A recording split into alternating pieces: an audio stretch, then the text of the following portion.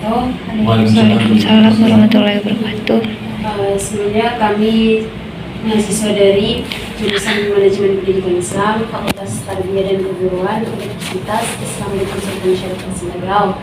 Kami di sini diamanahkan oleh dosen pembimbing kami, Bu Irawati, untuk melakukan observasi yang dimana ini adalah persyaratan untuk menuju kepada tugas ujian akhir dan juga ujian tengah semester dan juga ujian akhir. Jadi kami di sini memilih. Di sini ada 6 orang Pak. Kita perkenalkan satu-satu. Saya Anissa, Saya Cici Cahya, teman saya Jia, satu lagi Alfia, yang ini Laili, itu Rahma Pak. Nah, kami satu kelas. Ini juga tadi satu teman saya salah satu memenuhi tugas akhir semester lagi Pak. Nah, jadi sini sistem kami tadi yang sudah kami jelaskan Pak, itu wawancara. Nanti ketika kami bertanya, kita kedua pertanyaan nanti Bapak boleh jawab gitu. Baik Pak. Boleh dibacakan. Jadi yang pertanyaan pertama itu kalau boleh tahu bagaimana sistem penerimaan peserta didik baru yang akan di open recruitment di Sekolah Futur Islamic School ini. Baik, terima kasih teman-teman dari UIN atas kehadirannya pada kesempatan hari ini. Pertanyaan tadi ya, bagaimana sistem rekrutmen atau penerimaan siswa baru di sekolah ini. Kalau kami di sekolah ini targetnya itu setiap kelasnya itu 25 orang. Untuk rekrutmennya itu tidak ada, istilahnya kami hanya ada tes tapi untuk pemetaan, tidak ada lulus tidak lulusnya. Insya Allah lulus. Hanya saja kita perlu ada juga nanti kita melakukan tahapan akademis, tes akademis, Al-Quran dan psikolog. Jadi bekerja sama dengan lembaga psikolog untuk mengetahui kemampuan dan anak-anak kita ini di mana standar apanya itu, bakat dan minatnya dan kemampuan akademisnya. Jadi anak-anak selama ini rata-rata lulus untuk memasuki di SMP TVS ini. Hanya itu saja pemetaan kelasnya dan pemetaan kelompok belajar Al-Quran metode uminya. Terima kasih Pak. Di sini Pak, selanjutnya itu di sekolah ini tuh bagaimana pertimbangan keputusan Di Sekolah Islamic School ini pentingkah kegiatan orientasi dilakukan di setiap penerimaan peserta didik baru Pak? Orientasi atau MPLS namanya, Ya. masa pengenalan lingkungan sekolah itu sangat penting sekali, karena pepatah mengatakan tak kenal maka tak cinta, ya. Tak cinta maka tak sayang, ya. Jadi harus dikenalkan dulu lingkungan sekolahnya. Untuk pertama mungkin bagi siswa baru itu beradaptasi, mengenal guru barunya, apalagi dari SD ke SMP itu istilahnya masih peralihan masa ini ya, anak-anak ke remaja. Jadi perlu pengenalan lingkungan belajarnya, itu sangat penting. Kami lakukan tiap tahunnya. Pengenalan lingkungan belajarnya itu kayak ada perpustakaan itu juga dikenalkan atau mungkin? Ya, semua lingkungan sekolah dari perpustakaan, labor, bahkan sampai kita kenalkan juga di mana posisi kamar mandinya, gitu. Semua kita kenalkan. Jadi itu yang mengatur OSIS atau Kesiswaan dan OSIS. Berkolaborasi. Iya. Baik, terima kasih Pak. Selanjutnya Pak, kalau ada peserta didik yang sering tidak hadir, bagaimana guru atau kepala sekolah ataupun stakeholder dan lain-lainnya menyikapi hal tersebut? Mungkin kita tentu punya ini ya, orang tua punya alasan yang kuat, harus punya alasan kuat kenapa tidak hadir di masa pengajaran sekolah. Kalau tidak kuat, kita ada juga pertimbangan. Harus kuat alasannya, apa alasannya sehingga mereka tidak hadir. Nah, itu sih yang kami laksanakan selama ini. Kalau bisa diterima alasannya, kami tidak maafkan. Kalau tidak, ya harus hadir. Kemudian bagaimana sistem pengelompokan kelas pada saat penerimaan siswa baru di Futur Islamic School ini? Pengelompokan kelas, kami pengelompokan kelas itu kan kalau jumlahnya 25 tetap satu kelas kan. Istilahnya pengelompokan itu standar belajarnya saja. Nanti gurunya yang menyesuaikan mejanya atau apa. Pengelompokan itu sering di Al-Quran sih, karena berbeda bacaan anak-anak ini. Kalau di akademis kami tidak ada membedakan, semua sama. Jadi itu tuh ada berapa sekolah, ada berapa kelas gitu? Satu angkatan itu ada 2 kelas, ada 1. Oh, jadi setiap kelasnya itu 25 orang gitu. Iya, boleh. Tergantung banyaknya siswa. Iya, tergantung banyak siswa. Baik Pak. Yang berikutnya Pak, pada saat evaluasi di sekolah tuh apa saja yang dilakukan oleh kepala sekolah kepada guru gitu, biar gurunya itu menjadi guru yang profesional sesuai dengan ahli atau bidangnya gitu Pak, dalam Iya. mengajar. Saat evaluasi ya kita ada beberapa langkah gitu. Pertama kita juga memanggil secara pribadi, mengevaluasinya, dan kemudian juga kita memanggil narasumber untuk peningkatan mutu pembelajaran dan istilahnya kita coaching lah. Tidak ada, kalau ini selama ini alhamdulillah kita selesaikan dengan baik dan kita buat pelatihan-pelatihan yang untuk meningkatkan mutu guru. Jadi Pak, sampai sekarang mungkin dari hasil evaluasi itu apakah dari sekolah sudah mulai ada peningkatan itu antara guru terhadap siswanya? Alhamdulillah, karena kalau tidak ada evaluasi susah mengukur ya. Iya benar. Kemajuannya. Dengan ada evaluasi tentu mengalami peningkatan untuk sekolah kita dan siswa.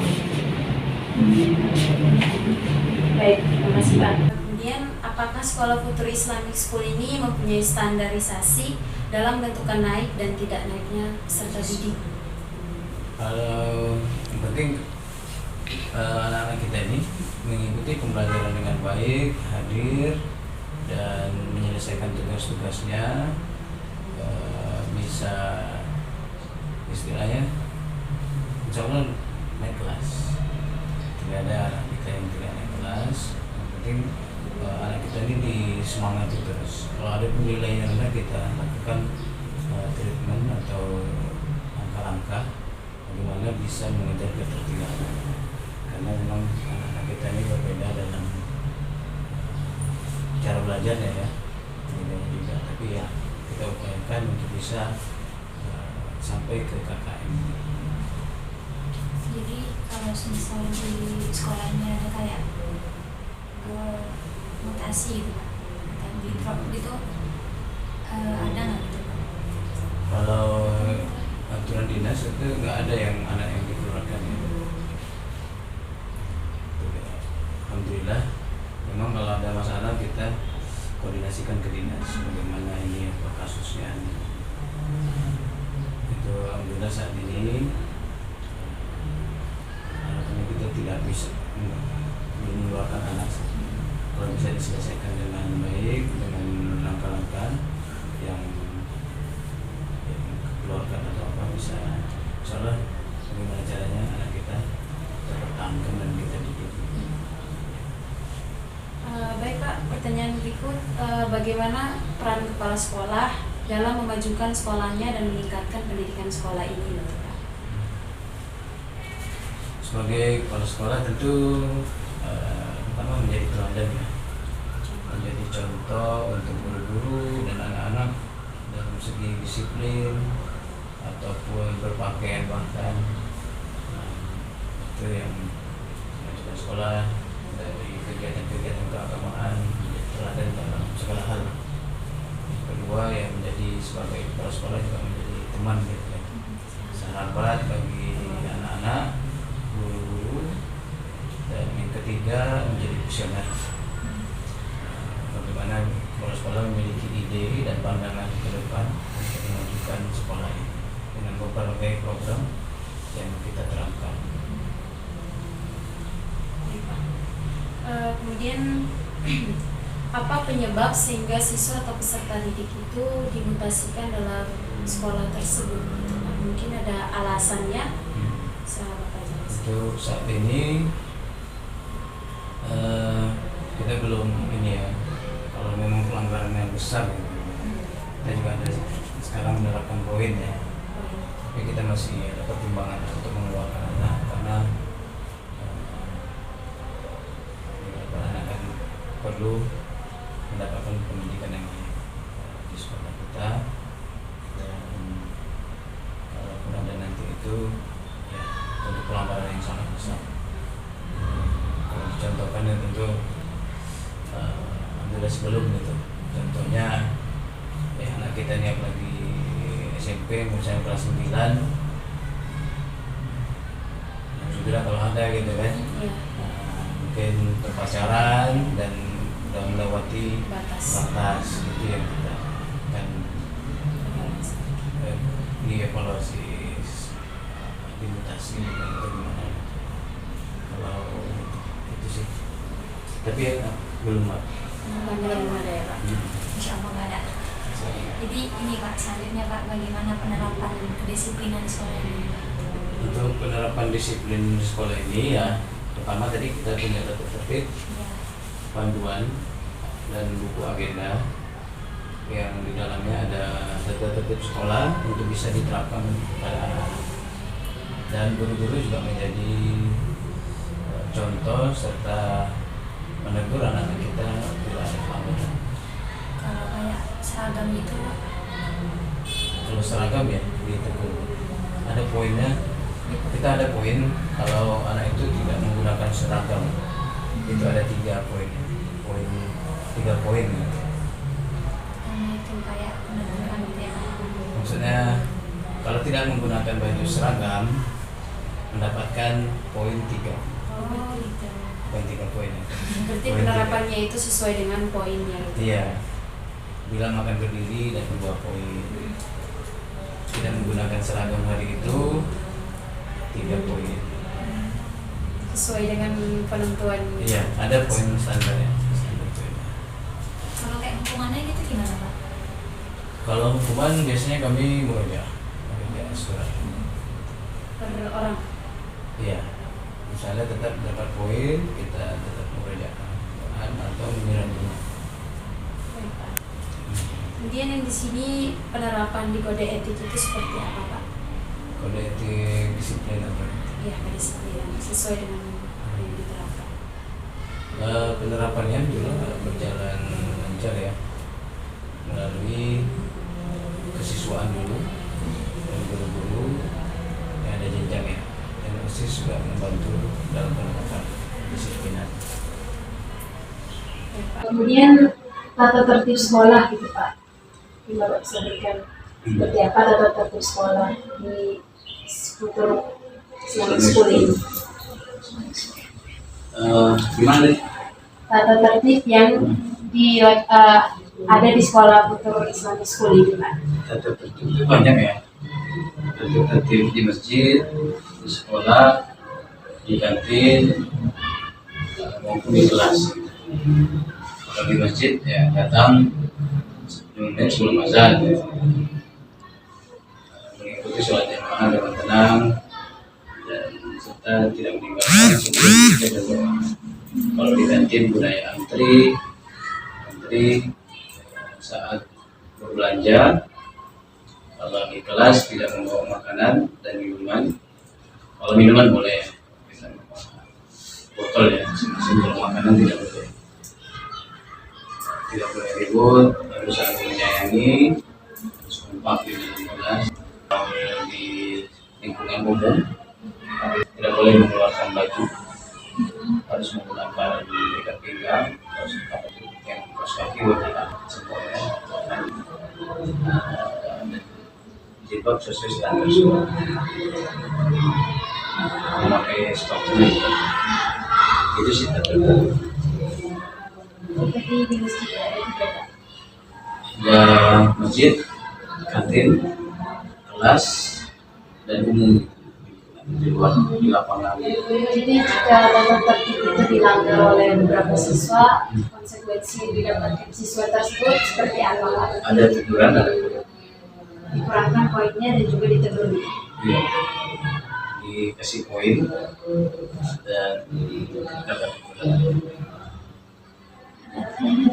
Digunakan sanksi berat, ringan dan juga sedang.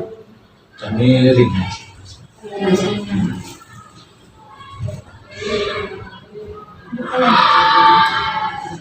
Masuk pada administrasi, evaluasi ujian, administrasi ujian dulu Pak. Pada saat ujian evaluasi dilakukan untuk siswa. Oh ya Pak, kalau jika ini kan mau masuk pada saat ujian Pak, evaluasi yang dilakukan guru untuk siswa itu seperti apa pada saat menuju ujian yang akan datang? Evaluasi yang dilakukan oleh guru ataupun kepala sekolah agar ujian yang akan datang ini berjalan sesuai dengan yang sudah dirancang. Evaluasi sebelum kita ujian itu kita ada tahapan ya. Kita mengirimkan hitungan memo, ada pengumpulan soal dan bagaimana pelaksanaan ujiannya.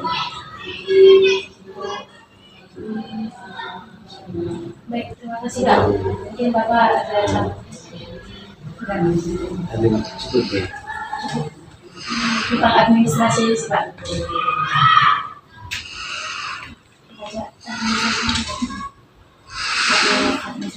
Mungkin Pak, prinsip administrasi yang diterapkan Pak, administrasi yang ada di sekolah ini seperti apa Pak? Kalau administrasi seperti FPP ya, FPP program semester, program tahunan dan lain-lain. Ya, kita ada batas waktu untuk sebelum tahun ada yang baru. Terima kasih Pak. Mungkin beberapa pertanyaan yang telah kami ajukan bisa menambah wawasan kepada kami. Terima kasih juga atas waktunya kepada kami semua. Mungkin Bapak ada kepentingan lain. Kami mohon maaf jika ada salah untuk Allah. Wabillahi taufiq wal hidayah. Wassalamualaikum warahmatullahi wabarakatuh. Waalaikumsalam. Terima kasih ya.